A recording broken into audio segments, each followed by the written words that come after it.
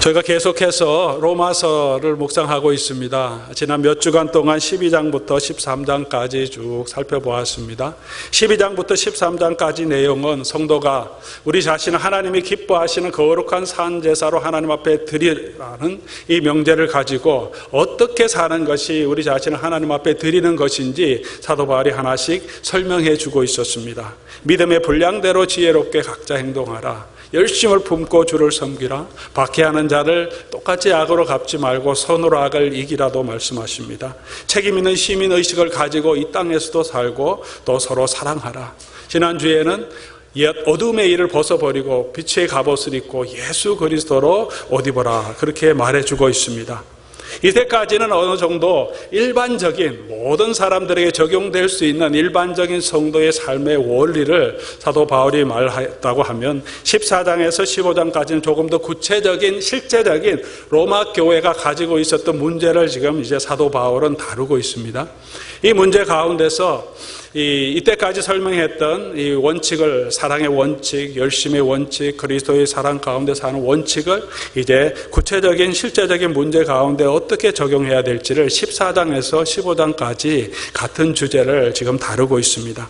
그 이슈가 뭐냐 하면 이 로마 교회 안에 어떤 두 그룹이 있었던 것 같습니다. 파당이라고는 말하지 않는 거 보니까 그 정도로 진행되지는 않았던 것 같은데 그래도 의견 차이가 나는 두 가지 그룹이 있었던 것을 우리가 볼 수 있습니다. 오늘 보면 14장 1절 보면 믿음이 연약한 자를 받으라 그렇게 말합니다. 믿음이 연약한 자를, 사도 바울이 말하는 대상들은 아마 믿음이 강한 자일 수 있고 그 중에 믿음이 연약한 자들이 있는데 그들을 받으라고 말합니다. 15장 1절에서도 믿음이 강한 우리는 마땅히 믿음이 약한 자의 약점을 담당하고 자기를 기쁘게 하지 아니할 것이니라. 또 믿음이 강한 우리, 또 믿음이 약한 사람, 그렇게 말하고 있습니다. 이 교회 안에 믿음이 좀 강한 사람이 있고 믿음이 약한 사람이 있다는 것입니다. 이것은 믿음이 강한 사람은 신앙이 열심히 있고 믿음이 약한 사람은 신앙이 없는 초신자, 그런 그룹들은 아닌 것 같습니다. 믿음이 강한 자와 약한 자는 성경의 이해와 성경을 어떻게 적용하는가에 따라서 관점이 조금씩 다른 사람인데 둘 다 그리스도를 향한 열심을 가지고 있는 그룹들인 것을 우리가 내용을 쭉 살펴보면 알 수 있습니다. 하지만 두 가지 의견 차이 나는 두 가지 문제를 가지고 있었습니다. 14장 2절 보면 어떤 사람은 모든 것을 먹을 만한 믿음이 있고 믿음이 연약한 자는 채소만 먹느니라. 어떤 개인적인 식성의 문제가 아니고 기호의 문제가 아니고 음식을 먹는 것이 믿음의 문제라고 말하고 있습니다. 신앙의 문제라고 말하고 있습니다. 어떤 사람은 신앙대로 모든 것이 하나님이 주신 음식이기 때문에 마켓에 파는 모든 음식은 어떤 고기든지 채소든지 마음껏 하나님이 모든 것의 주권자이기 때문에 꺼리낌 없이 다 먹는 사람도 있습니다. 믿음으로 먹는 거죠. 근데 그 중에 성도들 안에 어떤 분들은 마음에 꺼리낌이 있어서 다 먹지 않고 채소만 먹는 사람도 있다. 그렇게 지금 말하고 있습니다. 그래서 믿음이 강한 사람은 그 믿음으로 다 먹는데 연약한 자는 채소만 먹는다. 믿음의 문제죠. 믿음의 선택의 문제인 것을 우리가 볼 수 있습니다. 조금 내려가면 날에 대한 이슈도 말하고 있습니다. 5절 말씀 보면 어떤 사람은 이 날을 저 날보다 낮게 여기고 어떤 사람은 모든 날을 같게 여긴다. 그렇게 말하고 있습니다. 이 두 가지 내용을 살펴보면 아마 사도 바울이 말하고 있는 이 그룹들 중에서 특별히 음식을 좀 삼가하고 나를 귀하게 여기는 이런 분들은 유대 그리스도인들이 아닌가 많은 학자들이 추측하고 있습니다. 유대 그리스도인들은 그들의 삶의 정결법에 따라서 깨끗한 음식이 있고 그렇지 못한 음식을 구별해서 먹었습니다. 그것이 율법이고 그것이 그들의 수백 년 동안 지켜왔던 전통이기 때문입니다. 그래서 시장에 파는 모든 음식을 마음껏 먹을 수가 없습니다. 특별히 팔레스틴 지방을 벗어나서 이방에 살고 있는 유대인들은 시장에 파는 음식이 다 이방 신에게 제사 드리는 음식들이 많이 나오기 때문에 그 음식을 제사 드리는 음식을 우리가 먹을 수 없다. 그래서 스스로 절제해서 아예 채소만 먹는 뭐 구별해서 이렇게 먹기가 힘드니까 그냥 나는 채소만 먹겠다. 이렇게 결심하고 신앙생활을 해왔던 분들이 있는 것 같습니다. 그런데 예수를 믿어도 우상에 드린 재물을 내가 계속 먹어야 될 이유가 뭐냐. 그래서 계속 결단하고 그냥 채소만 계속 먹고 있는 사람이 있습니다. 그런 사람들이 볼 때 이방 그리스도인들 아무거나 다 먹던 성도들이 예수를 믿고 난 다음에도 시장에 파는 것을 꺼리낌 없이 그냥 다 먹는단 말이에요. 보니까 좀 마음에 흡족하지 않을 수가 있죠. 좀 바뀌어야 되는데, 예수 믿으면 바뀌어야 되는데 어떻게 음식을 그냥 막 먹냐, 그렇게 얘기할 수 있습니다. 하지만 예수를 믿는 사람, 이방 그리스도인들에게는 그런, 원래부터 그런 구별이 없었고, 또 성경의 가르침도 음식은 다 하나님이 만드신 거기 때문에 우상 숭배는 하지 말아야 되지만 음식 자체가 정하고 깨끗한 것이 없다, 하나님이 다 정하게 하셨다기 때문에 꺼리낌 없이 담대하게 먹는다. 거기에서 이제 의견 차이가 나는 거죠. 그런 문제를 지금 사도 바울이 교회 안에 있는 문제를 다루고 있는 것 같습니다. 여기서 이 유대 그리스도인들이 갈라디아에서 나오는 것처럼 이렇게 꼭 해야지 하나님의 백성이 된다, 할례를 행하고 안식일을 지키고 이런 정결법을 지켜야지 너네가 이방 그리스도인들이 정말 하나님의 자녀가 되고 예수 그리스도 앞에서 의롭게 된다, 구원을 얻는다, 그렇게 주장하지는 않았던 것 같아요. 갈라디아에서는 그렇게 주장하는 사람들이 있어서 사도 바울이 그들을 향하여서 거짓 복음이고 거짓 선지자라고 아주 강력하게 얘기하고, 그런 사람들과 교제를 하지 말라고 말합니다. 우리가 믿는 믿음은 오직 예수 그리스도를 믿는 그 믿음 안에서 구원을 얻는 것이고, 그 외에 다른 어떤 것도 우리가 하나님의 자녀가 되는 어떤 조건도 근거도 될 수 없다는 것을 분명하게 말해주고 있습니다. 오늘 이 로마서의 상황은 이렇게 복음의 진리를 다 인정하는데 개인적인 신앙의 방법에 있어서 그 복음의 진리를 어떻게 적용하는가, 그 방법에 있어서 서로 차이가 나는 두 가지 그룹들이 있었던 것 같습니다. 오늘날에도 우리가 복음의 진리의 문제는 아닌데 우리 교회 안에 여러 가지 다양한 신앙의 전통들도 있고 의견의 차이도 있습니다. 그런 일이 있을 때 우리가 어떻게 해야 하는가, 귀한 말씀, 사도 바울의 귀한 권면을 우리에게 주고 있습니다. 사실 우리 교회가 그러지 말아야 하는데 교회 안에 분쟁이 많이 있습니다. 지금 LA 지역에도 큰 교회가 지금 분쟁으로 들어가서 너무 안타까운 마음이 많이 있습니다. 교회가 분쟁이 날 때 누가 싸웁니까? 믿음이 없는 사람은 싸우지 않습니다. 싸우지 않죠. 믿음이 있는 사람들이 싸웁니다. 교회를 가장 오래 섬겼던 사람들이 싸웁니다. 왜 싸우는가 잘 들어보면 의견의 차이가 있습니다. 교회를 어떻게 운영하는가 하는 운영의 방식의 차이입니다. 거기 누가 진리냐, 도덕적인 문제를 가지고 있을 경우도 있지만 대부분은 운영 방식 때문에 서로 의견 차이 때문에 싸우게 됩니다. 오늘도 이 사도 바울이 다루는 이 로마 교회에서도 다 그리스도를 위하여 열심을 가지고 음식을 안 먹는 사람도 있고 음식을 먹는 사람도 있는데, 나를 귀하게 여기는 사람도 있고 그렇지 않는 사람도 있는데, 믿음이 없어서 그런 것도 하지 않는 사람이 이 다툼에 들어오는 것이 아니라 다 그리스도를 하는 열정이 있는데 의견이 차이가 있을 때 서로 다투고 비난하고 서로를 원망하고 업신여기게 될 때 교회가 큰 어려움이 겪게 되고 하나님의 영광이 가려우기 때문에 그 일에 대해서 우리에게 권면의 말씀을 주고 있습니다. 오늘 현대 우리 교회에도 의견 차이가 나는 것이 많이 있습니다. 다 그렇게 주장하고 다 그렇게 성경 해석하지 않는, 조금 성경 해석에 여유가 있는 부분들이 좀 있습니다. 안식일을, 주일을 어떻게 지켜야 할까, 이런 문제에 대해서도 우리가 의견 차이들을 어떻게 지키는 것이 정말 바른 안식일 준수인가에 대한 신학적인 논쟁들이 있습니다. 저희가 고신교단이고 또 고신교회 전통 아래서는 안식일을 지키는, 주일을 성수에 대해서 엄청나게 우리가 많이 강조해오고 있습니다. 이런 고신적인 전통에서 보면 일반 한국 교회들은 정말 믿음이 없는 교회로 우리가 많이 비판하기도 했습니다. 하지만 그분들의 마음속에 삶 가운데 들어가 보면 다 믿음이 없는 것이 아니죠. 하나님을 향한 사랑과 열정과 헌신이 다 있습니다. 하지만 주일 성수라는 이런 전통에서 자라나지 않았기 때문에 나를 그렇게 중요하게 여기보다 그 안에서 하나님을 사랑하고 정말 이웃을 섬기는 그런 삶의 자체를 가지고 있는 분들이 많습니다. 물론 믿음이 연약한 부분들은 어느 곳에나 다 있지만, 또 개혁주의 신앙 전통에서 자란 사람들은 교회 예배도 엄숙하고 말씀의 깊이를 추구하고 신학적인 건실한 토대를 더 중요하게 여깁니다. 조금 더 이성적으로 침착하게 깊이 있는 신앙생활을 더 추구합니다. 하지만 좀 은사 중심의 교회들은 그런 것보다는 우리의 감정, 우리의 삶의 체험, 하나님이 직접 역사하시는 그 은혜를 더 추구하고 은사를 더 추구합니다. 개혁주의 전통에서 보면 은사 추구하는 사람들 조금 얕고 정말 감정대로 예배드리고, 감정에 빠져서 예배하다가 감정 식으면 그냥 자기 마음대로 살고 신앙의 깊이가 없다고 많이 비판을 하기도 합니다. 반대 경우에 오순절 은사 중심의 교회들은 이 장로교회에 들어와 보면 딱 느끼는 것이 이 교회는 죽었다 그럽니다. 왜 이렇게 사람들이 예배를 드릴 때, 기도를 할 때 자기 삶을 들으지 않고 막 조용하게 그냥 뭐 찬양도 열중으로 들으지 않고 이러냐.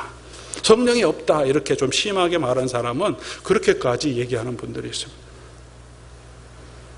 이 교회도 약간 전통적이고 우리 고신교회도 우리가 성령이 없는 것이 아니죠. 우리 안에 신앙의 방식과 또 신앙의 전통이 조금 다르기 때문이죠. 우리 다름 때문에 우리가 때로는 이 다름이 심화되어서 서로를 폄훼하고 비판하고 업신여김으로 통해서 공동체가 나누어지는 그런 일들이 참 많이 있습니다.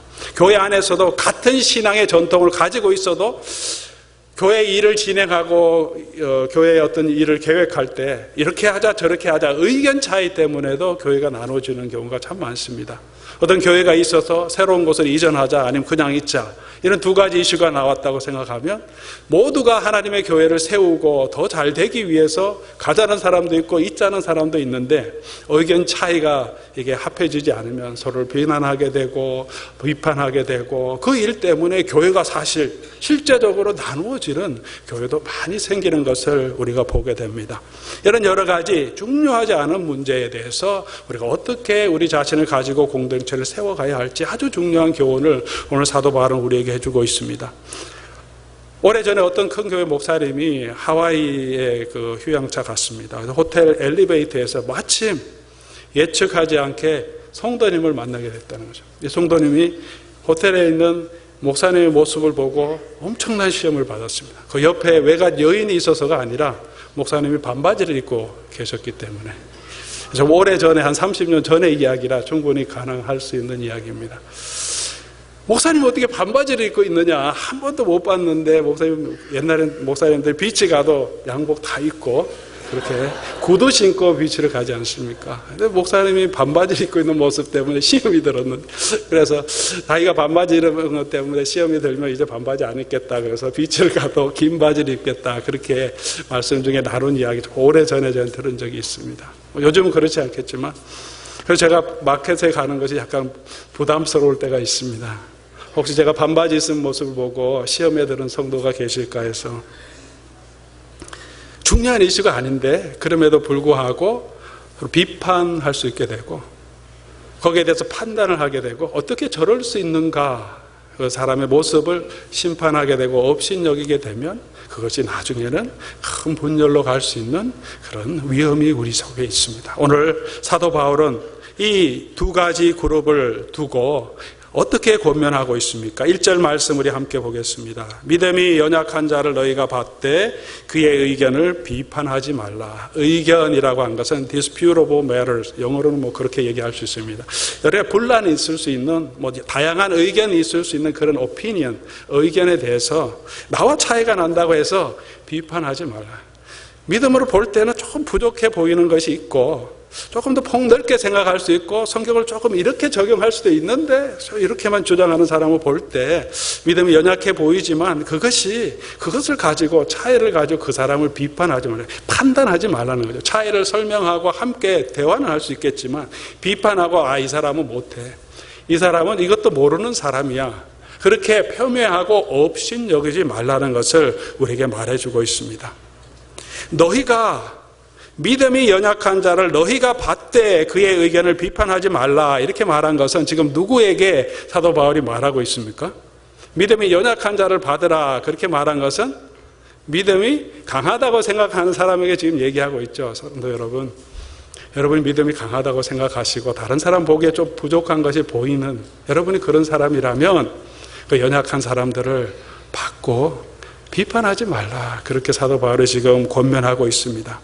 그것은 내가 믿음이 강한 사람뿐만이 아니라 우리 3절에 가서 보면 서로가 같은 자세를 가져야 된다고 말하고 있습니다. 3절 말씀에 먹는 자는 먹지 않는 자를 업신여기지 말고 먹지 않는 자는 먹는 자를 비판하지 말라. 서로가 같은 자세를 가져야 된다고 말합니다. 믿음이 좀 약하다고 해서 조금 소수 그룹이라고 해서 다른 사람을 볼 때 교회 지도층이 하는 일을 볼 때 의견 차이를 가지고 심하게 업신여기고 비판하지 말고 믿음이 강한 사람도 그렇게 하지 말라고 말합니다. 오늘 본문 말씀을 통해서 우리가 왜 성도를 받고 형제를 받고 비판하지 말아야 하는지 그 원리를, 네 가지 원리를 함께 살펴보도록 하겠습니다. 첫 번째로 3절 4절 말씀에 근거하면 그들을, 나와 의견이 차이가 나는 그들, 신앙의 전통이 차이가 나는 그들도 하나님이 받으셨기 때문이다. 그래서 그들은 하나님의 종들이기 때문에 우리가 함부로 비판하지 말라, 그렇게 말합니다. 우리 3절 4절 말씀 다시 한번 보겠습니다. 우리 3절 말씀 한번 읽어보겠습니다. 먹는 자는 먹지 않는 자를 업신여기지 말고 먹지 않는 자는 먹는 자를 비판하지 말라. 이는 하나님이 그를 받으셨습니다. 하나님이 그를 받으셨다. 하나님이 받으셨어요. 4절 말씀 가서 5절 말씀 가서 보면 그 사람이 하나님이 받으시고 그 사람은 하나님의 종이다, 그렇게 말하고 있습니다. 네가 누군데 하나님의 종을 네가 함부로 비판하고 판단하느냐, 그렇게 말하고 있습니다. 우리가 하나님의 종 할 때 누구를 먼저 생각합니까? 목사를 생각합니다. 하나님의 종인데 특별히 이 하나님의 종의 개념이 너무 조금 지나치게 가서 목사가 어떤 도덕적인 문제를 해도, 그 잘못을 해도 목사는 하나님이 책임지기 때문에 성도들은 아무 말할 게 없다, 그냥 그대로 목사의 가르침을 따라야 된다, 이렇게까지 좀 심하게 적용하는 경우도 있습니다. 좋은 의미에서 보면 그만큼 하나님이 세운 종을 우리가 정말 이렇게 존중하는 거죠. 하나님께서 그 사람을 책임지시도록, 내 종이 아니고 내가 함부로 할 수 있는 사람이 아니라고 생각하기 때문에 그런 정도의 자세를 가지고 있습니다. 아마 여러분들 목사에 대해서, 저에 대해서도 그런 귀한 마음을 가지고 계실 줄 믿습니다. 그렇습니까? 하나님의 종인데 뭐 부족한 것이 좀 있지만 하나님께서 참 우리가 열심히 목사님 부족한 점이 채워지고 기도하고 하나님 앞에 잘 설 수 있도록 기도해야지. 뭐 일일이 이거 이러냐 저거 이러냐, 왜 마켓 갈 때 반바지 입고 슬리퍼 신고 가느냐, 뭐 이렇게 비판하지 말고 하나님의 종이기 때문에 하나님께서 판단하시 그런 마음을 가지고 있다는 거죠. 그런데 오늘 사도 바울은 주님의 종이라고 한 사도 바울의 문제뿐만이 아니라 성도 서로도 우리가 서로 어떻게 받아들여야 되냐 하면 하나님의 종으로 받아들여야 된다는 거죠. 모두가 나름대로 열심히 교회를 섬기고 봉사하고 그리스도를 사랑하는 마음이 있는데 서로 차이가 나는 것을 내가 누군데, 내가 하나님도 아닌데 하나님의 자리에 서서 이건 옳고 그러다 판단할 수 있느냐는 거죠. 내가 하나님이라면 내 의견에 반대되면 그 사람은 진리가 아닌 거죠.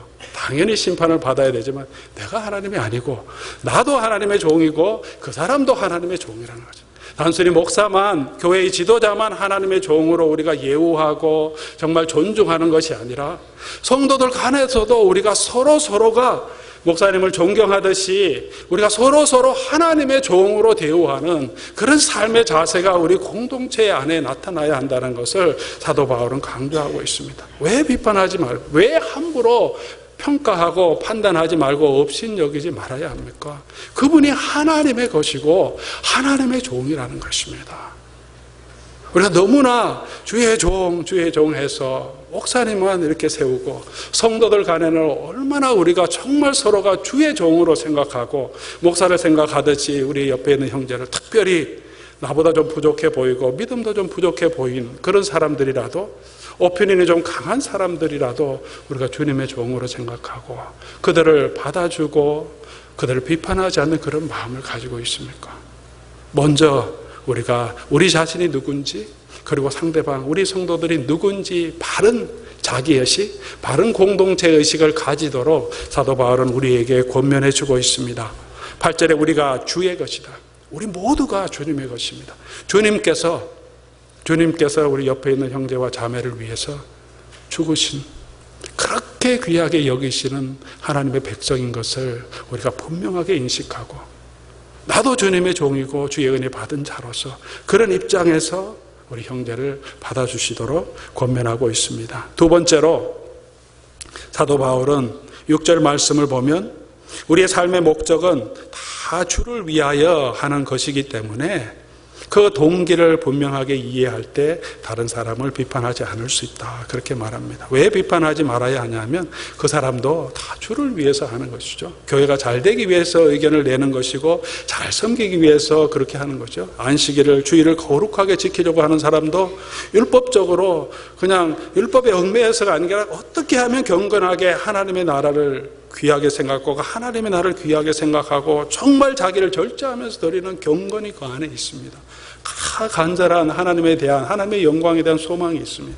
또 그렇지 않던 사람도 그냥 마음대로 사는 사람이 아니라 각자 안에 하나님을 섬기는 주의를 어떻게 지켜야 하는가 하는 방식의 차이는 있을지라도 하나님을 향한 그런 사랑이 있다는 거죠. 그 사랑을 무시하고 외적으로 드러나는 행동을 가지고 그냥 저 사람은 믿음이 없는 사람이야 이렇게 판단하지 말라.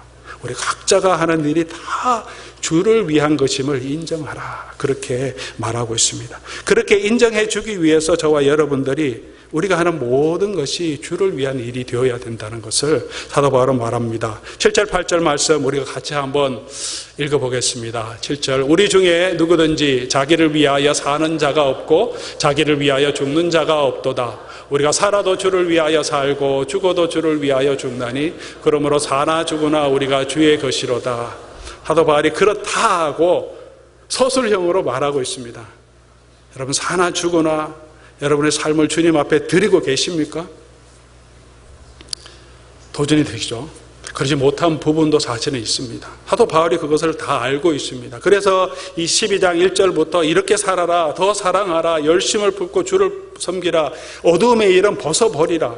어두움의 일이 있기 때문에 이야기하는 거죠. 벗어버려야 할 것, 내놓아야 할 것이 많이 있습니다. 그러나 성도가 누군지를 어떻게 살아야 하는지를 오늘 7절 8절에서 그 성도의 정의를 얘기하는 거죠. 우리는 어떤 사람이 되어야 되는가?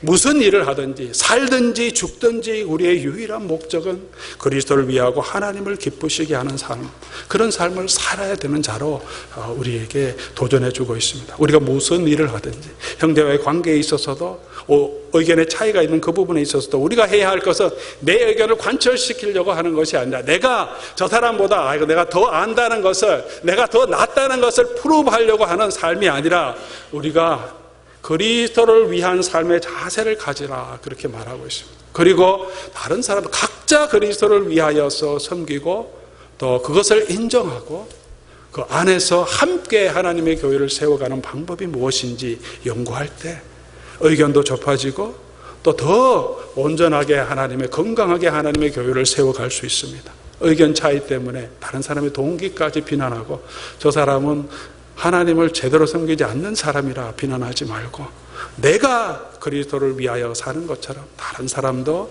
그리스도를 위한 그런 신앙의 마음이 있다는 것을 보고 그 안에서 함께 섬겨갈 수 있기를 주님의 이름으로 축원합니다. 세 번째로는 우리 10절 상반절 보면 우리가 형제이기 때문에 비판하지 말라 그렇게 말합니다. 어찌하여 내 형제를 판단하느냐. 교회 안에서도 다툼이 있다 보면 의견의 차이가 있다 보면 서먹서먹해지고 형제로 잘 느껴지지 않을 때가 있습니다. 조금 더 지나가면 원수같이 생각될 때도 있습니다. 저 사람은 떠났으면 좋겠다 이런 생각이, 안 봤으면 좋겠다 이런 생각이 들 때도 있습니다. 아니면 내가 저 사람 보기 싫어서 교회에 안 나가고 싶다 그런 마음이 들 때도 있어요.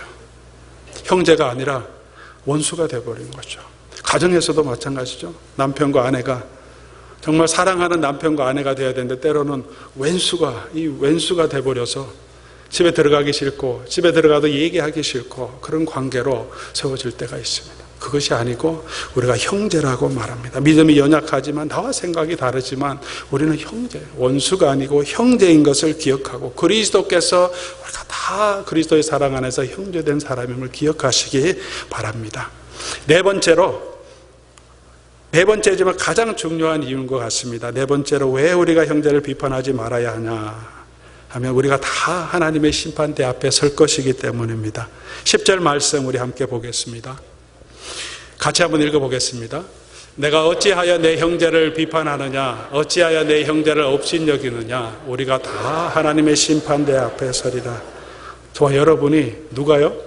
저와 여러분이. 사도 바울이 우리라고 하는 것은 사도 바울과 함께 동역하는 동역자들, 바울, 데모데와 실라 동역자들 다 합해서 우리, 또 로마 교회 성도들을 함께 포함해서 우리라고 말합니다.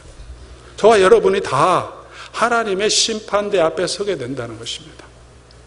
이 말씀을 준비하면서 다시 한번 하나님의 심판이라는 이야기를 생각하면서 정말 마음에 다시 한번 우리 제 자신을 점검하는 그런 계기가 되었습니다. 우리가 얼마나 하나님의 심판에 대해서 생각하고 살아가고 있는지 모릅니다.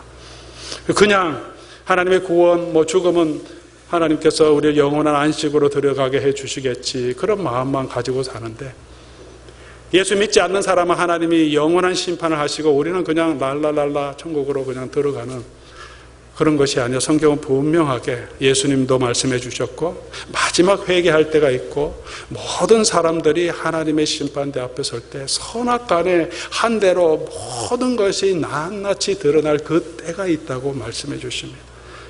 저와 여러분의 한 모든 것이 하나님 앞에 속속히 다 드러나고, 오늘 말씀도 우리 각 사람이 드러나지 않더라도 입으로 다 직고하고 시인하는 그 때가 있다는 거죠. 함부로 살아서는 안 된다는 거죠. 특별히 우리가 하나님의 은혜를 받은 사람으로서 하나님의 심판대 앞에 섰을 때 우리에게는 어떤 일이 일어나고 있습니까? 어떤 일이 일어날 것 같습니까? 내가 부족한 것 때문에, 잘못한 것 때문에 우리가 영원한 멸망으로 떨어지지 않겠지만, 예수 그리스도를 믿는 사람은, 예수 그리스도를 진실한 신앙을 가지고 주님을 믿는 사람은 하나님의 은혜로 우리를 구원해 주시는 자리가 이 마지막 심판대 자리가 아닙니까? 동일한 죄인임에도 불구하고 예수 그리스도의 은혜를 알지 못하는 사람은 지금 영원한 멸망으로 떨어지고 있는데, 저와 여러분 누군데, 우리가 속속들이 우리 속에 동기와 삶의 자세와 행동과 말과 거짓된 것이 다 드러나는데, 하나님 앞에 누가 내가 의롭다고 할 수 있겠습니까? 그 하나님 앞에서, 거룩하신 하나님 앞에서. 그런데 하나님께서 저와 여러분을 받아주시고, 그럼에도 불구하고 하나님의 은혜의 천국으로, 영원한 기업으로 우리를 기쁘게 넣어주신다는 거죠. 그 심판대 앞에 얼마나 놀라운 은혜입니까? 그런데 그때 다 드러납니다. 내가 형제를 비판하고 판단하고 정죄했던 모든 것들이 그때 다 드러날 때, 하나님께서는 나 같은 죄인을 받아주셨는데 우리의 모습이 다 드러날 때, 하나님의 은혜가 정말로 분명하게 나타날 그때 얼마나 우리 자신이 그 하나님 앞에 부끄럽겠습니까?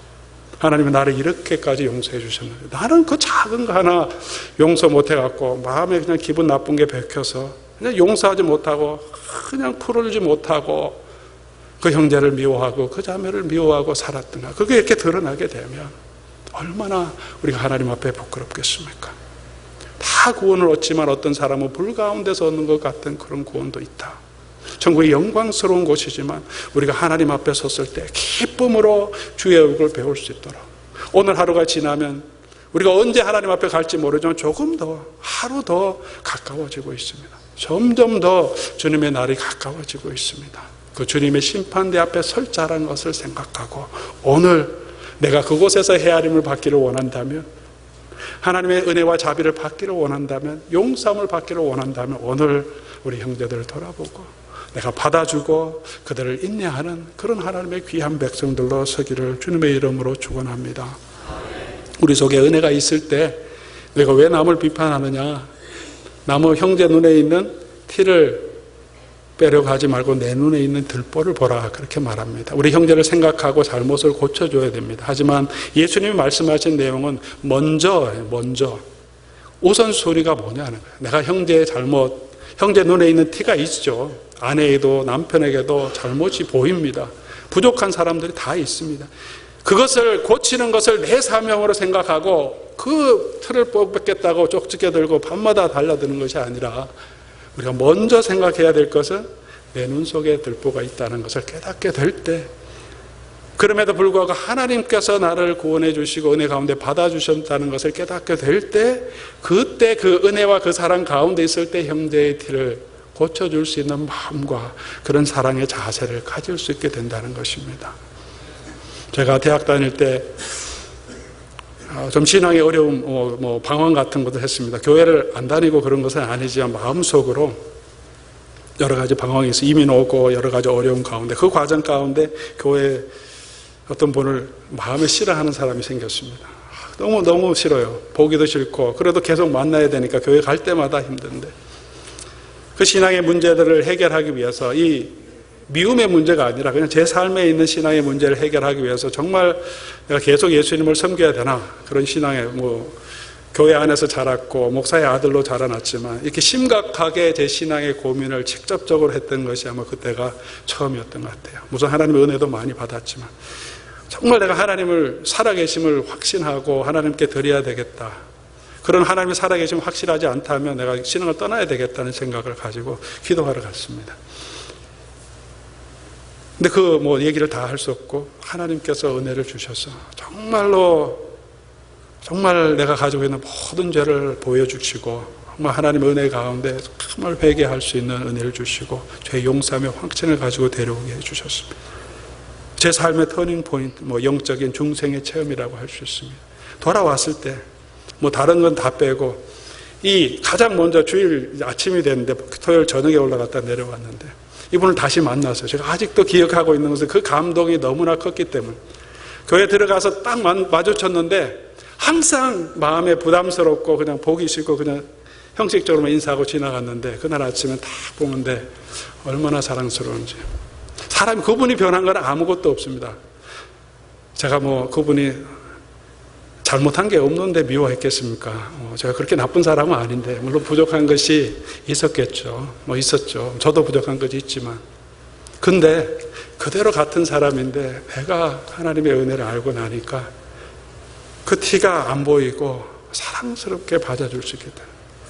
안아주고 정말 기쁘게 악수할 수 있었습니다. 그분은 지금도 모릅니다. 제가 미워했던지 제가 그때 얼마나 큰 감격으로 허그해드리고 악수했는지 모릅니다. 하지만 우리 속에 변화가 있을 때 내가 하나님의 은혜를 알게 될 때 다른 사람을 비판하지 않고 받아줄 수 있게 됩니다. 오늘 사도 바울은 비판하지 말고 받으라 그렇게 말합니다. 이 받으라 이 헬라어 단어는 프로스 람바노라는 단어를 쓰고 있습니다. 헬라어니까 어렵지만 프로스라는 게 전미사입니다. 람바노는 그냥 테이크하다, 받다 이런 뜻인데 프로스라는 건 toward 누구누구를 향해서 그런 말입니다. 그래서 이 말을 번역하면 받다는 것은 웰컴하다, 환영하다 그런 의미가 있죠. 다른 사람을 향하여서 들어가서 이렇게 받아주는 거예요. 그게 받는 것입니다. 부족한 것이 있지만 때로는 연약한 것이 보이지만 의견의 차이도 있어 조금 서먹서먹할 때도 있지만 그분도 하나님의 종인 것을 기억하고 우리의 형제인 것을 기억하고 함께 하나님의 교회를 세워가는 거룩한 마음을 가지고 있다는 것을 우리가 인정하고 나와 같은 마음인 것을 인정하고 형제 자매를 받으라고 말합니다. 그냥 비판만 하지 말고 그것이 아니고 받으라, 웰컴하라는 거예요. 좀 실제적으로 적용하면 찾아가서 불러서 밥을 같이 먹고 커피도 대접하면서 교제하고 서로 이해하고 서로 사랑을 나누라는 것입니다. 받으라는 것입니다. 오늘 이제 우리 교회 주변에 커피숍이 아주 다 우리 교회 성도들로 가득 차는 일들이 생겨지면 좋겠습니다. 우리 마음을 나누어서 찾아가서 함께 받으시는 저와 여러분들이 될 수 있기를 주님의 이름으로 축원합니다. 믿음이 연약한 자를 받는 성도들 되고 믿음이 강하다고 생각되는 여러분께서 제가 먼저 다가가서 받아줄 수 있기를 바랍니다. 안아주고 밥도 사고 형제자매를 알아가면서 신앙의 차이점도 개혁주의 신앙의 자세를 또 배울 수 있고 성령의 은사 가운데 정말 체험하는 그 체험도 함께 배우면서 우리 신앙의 폭이 넓어지고 깊이가 깊어지면서 함께 협력하여 하나님의 교회를 세우는 귀한 하나님의 공동체로 세워줄 수 있기를 바랍니다. 그런 공동체, 그런 신앙을 하나님이 얼마나 기뻐하시겠습니까? 이 세상에 그런 교회가 점점 더 많아지기를 바랍니다. 또한 우리 로뎀 장로교회가 저와 여러분들이 그런 신앙인 그런 교회의 한 부분이 될 수 있기를 주님의 이름으로 축원합니다. 같이 한번 기도드리겠습니다.